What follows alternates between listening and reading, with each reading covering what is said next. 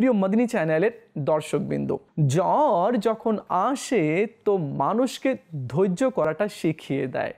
জ্বরে কেউ যখন আক্রান্ত হয় আর সে যদি সবর করে তো আল্লাহ তাআলা তার গুনাহগুলো ক্ষমা করে দেয়। বর্ণিত হয়েছে আল্লাহ নবী সাল্লাল্লাহু আলাইহি ওয়াসাল্লাম ইরশাদ করেছেন কি এক ব্যক্তি রোগে আক্রান্ত হলো, আল্লাহ তাআলা এক ফেরেশতাকে নির্দেশ দিলেন, যাও দেখো তো সে কি বলছে। ফেরেশতা সেই রোগী ব্যক্তির কাছে গিয়ে দাঁড়িয়ে যায়। তো সেই রোগী ব্যক্তি এভাবে বলে, সুবহানাল্লাহ, আলহামদুলিল্লাহ, আল্লাহু আকবার। আল্লাহ পাকের তাসবিহ তাহলিল সে পাঠ করছিল। ফেরেশতা আল্লাহ তাআলার দরবারে আরজ করলো, মওলা, সে তো তোমার তাসবিহ তাহলিল পাঠ করছে, তোমার গুণগান গাচ্ছে, অথচ সে কষ্টের মধ্যে রয়েছে, তারপরেও তোমাকে ডাকছে। আল্লাহ তাআলা ইরশাদ করেন, হে ফেরেশতা, তুমি সাক্ষী হয়ে যাও।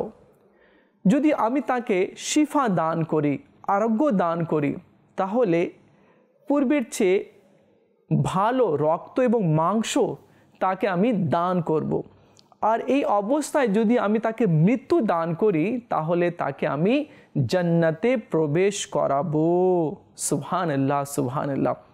হযরত সাইয়েদনা আবু হুরায়রা রাদিয়াল্লাহু তাআলা আনহু থেকে বর্ণিত, আল্লাহ নবী সাল্লাল্লাহু আলাইহি ওয়াসাল্লাম ইরশাদ করেছেন, কোনো নারী বা পুরুষ যদি জ্বর বা সর্দিতে আক্রান্ত হয় আর তার যদি উহুদ পাহাড় সমতুল্য গুনাহ হয়ে থাকে, আর সে ব্যক্তি যখন জ্বর বা সর্দি থেকে শিফা পেয়ে যায় তো তার মাথাতে শৈশা বরাবরও গুনাহ বাকি থাকে না। সুবহানাল্লাহ, সুবহানাল্লাহ।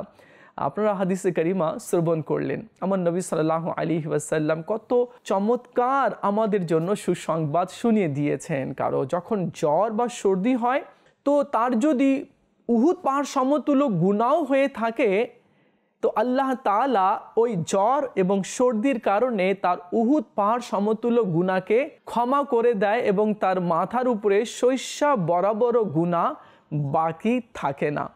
তো এখন থেকে আমরা সবর করব, ধৈর্য ধারণ করব, নবী সাল্লাল্লাহু আলাইহি ওয়াসাল্লামের সুন্নতের উপরে জীবন অতিবাহিত করার আমরা চেষ্টা করব।